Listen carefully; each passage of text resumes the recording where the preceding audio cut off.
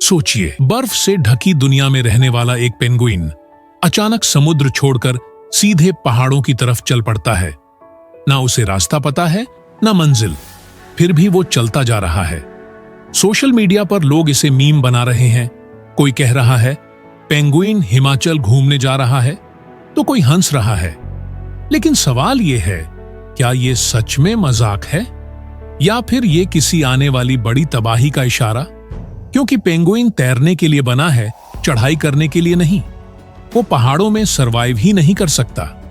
फिर भी अगर वो वहां जा रहा है तो जरूर कुछ बहुत गलत हो रहा है। वैज्ञानिक इसे क्लाइमेट चेंज, फूड शॉर्टेज और नेचर के बिगड़ते बैलेंस से जोड़ रहे हैं। आज ये पेंगुइन रास्ता भटका हुआ लग सकता है, लेकिन हो सकता है असल में रास्ता हमने खो दिया हो।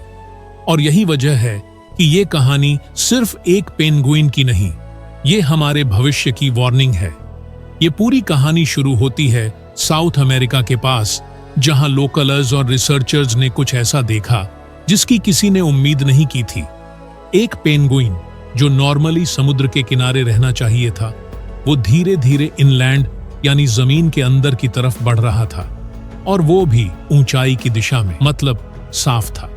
ये पेंगुइन पहाड़ों की ओर जा रहा था। अब यहीं पर दिमाग घूम जाता है, क्योंकि पेंगुइन का पूरा शरीर स्विमिंग के लिए डिजाइन हुआ है, ट्रैकिंग के लिए नहीं। उसके छोटे पंख, भारी शरीर और फिसलने वाली चाल, सब कुछ बर्फ और पानी के लिए है, ना कि पत्थरों और ढलानों के लिए। फिर भी वो रुका नहीं, ना पलटा, बस चलता रहा, जैसे उसे पीछे कुछ ऐसा छोड़ना पड़ा हो जो अब रहने लायक नहीं था। रिसर्चर्स ने जब डिस्टेंस और डायरेक्शन एनालाइज की तो साफ हो गया कि ये कोई रैंडम घूमना नहीं था, बल्कि एक पर्पसफुल मूवमेंट था। और यही बात इसे डरावना बनाती है, क्योंकि जब जानवर अपनी नेचुरल हैबिटेट छोड़ते हैं तो वो क्यूरियोसिटी में नहीं, मजबूरी में करते हैं। यहीं से ये घटना एक क्यूट अनोमाली नहीं, बल्कि एक सीरियस सिग्नल बन जाती है कि शायद समुद्र और बर्फ, जो कभी पेंगुइन का घर थे, अब उसके लिए सुरक्षित नहीं रहे। अब सवाल उठता है, आखिर उस पेंगुइन को इतनी मजबूरी क्या थी कि उसने समुद्र छोड़ दिया? इसका जवाब छुपा है उस चीज में जिसे हम अक्सर न्यूज हेडलाइन समझकर इग्नोर कर देते हैं। Climate change. साउथ अटलांटिक और एंटार्कटिक रीजन्स में समुद्र का तापमान लगातार बढ़ रहा है, जिसकी वजह से बर्फ तेजी से पिघल रही है और मछलियां, जो पेंगुइन का मुख्य भोजन है, गहरे या ठंडे इलाकों की तरफ माइग्रेट कर रही हैं। जब एक पेंगुइन घंटों तैरने के बाद भी खाना नहीं ढूंढ पाता, तो उसका इंस्टिंक्ट उसे कहता है, चलते रहो, कहीं तो मिलेगा। और यही इंस्टिंक्ट उसे उस रास्ते पर ले गया जो उसके लिए बना ही नहीं था। इमेजिन कीजिए, एक ऐसा जानवर जो पानी में किंग है, वो जमीन पर सबसे ज्यादा वल्नरेबल होता है। न स्पीड, न डिफेंस, न सर्वाइवल स्किल्स, फिर भी वो आगे बढ़ता है, क्योंकि पीछे लौटने का मतलब है भूख। यही वो पॉइंट है जहां ये कहानी मजाक से निकलकर ट्रेजेडी बन जाती है, क्योंकि ये सिर्फ एक पेंगुइन का स्ट्रगल नहीं है, बल्कि ये दिखाता है कि कैसे क्लाइमेट चेंज जानवरों को इम्पॉसिबल चॉइसेस लेने पर मजबूर कर रहा है, मरना या भटकना। लेकिन कहानी यहीं खत्म नहीं होती, क्योंकि कुछ साइंटिस्ट्स ने एक और डरावनी पॉसिबिलिटी सामने रखी। क्या ये पेंगुइन बीमार या मेंटली डिसोनरेंटेड था? कई स्टडीज बताती हैं कि जब जानवर एक्सट्रीम स्ट्रेस, हंगर या बीमारी से गुजरते हैं तो उनका इंटरनल नेविगेशन सिस्टम बिगड़ जाता है, बिल्कुल वैसे ही जैसे इंसान घबराहट में गलत रास्ता पकड़ लेता है। पेंगुइन भी शायद इंस्टिंक्ट और कंफ्यूजन के बीच फंसा हुआ था, जहां उसे बस इतना लग रहा था कि आगे बढ़ो, पीछे मत देखो। लेकिन प्रॉब्लम यह है कि ऐसे केसेस अब रेयर नहीं रहे। पिछले कुछ सालों में पेंगुइन्स और दूसरे समुद्री जानवरों का हैबिटेट से भटकना बार बार देखा गया है, और जब कोई पैटर्न बार बार रिपीट हो तो वो एक्सीडेंट नहीं, वार्निंग बन जाता है। सोचिए, अगर एक हेल्थी इकोसिस्टम में जानवर बीमार और कंफ्यूज्ड हो रहे हैं, तो असल में बीमार कौन है, जानवर या उनका एनवायरनमेंट? और यही सवाल इस कहानी को और भी अनसेटलिंग बना देता है, क्योंकि ये इशारा करता है कि पेंगुइन की हालत कोई इंडिविजुअल इश्यू नहीं, बल्कि एक बड़े इकोलॉजिकल ब्रेकडाउन का सिम्पटम है। यहीं से ये घटना एक अकेले पेंगुइन की कहानी नहीं रहती, बल्कि नेचर की तरफ से भेजा गया एक साइलेंट मैसेज बन जाती है। क्योंकि प्रकृति कभी सीधे चेतावनी नहीं देती, वो संकेत देती है।